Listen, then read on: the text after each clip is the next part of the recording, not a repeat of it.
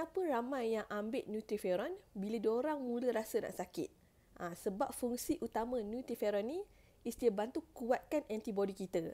Tapi macam mana? So Sarah dekat sini nak share 5 cara macam mana Nutriferon boleh bantu untuk tingkatkan sistem imun kita.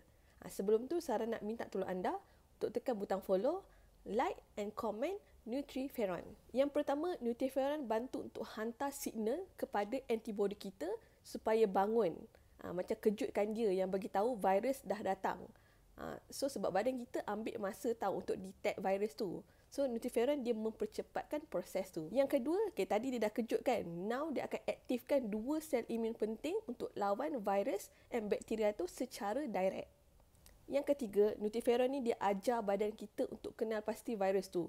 So next time bila kita kena attack dengan virus yang sama, dia akan lawan secara automatik. Yang keempat, Nutriferon dia bantu untuk kurangkan risiko jangkitan yang berulang. Sebab bila kita dah consume Nutriferon ni, kita punya sistem imun dah stabil.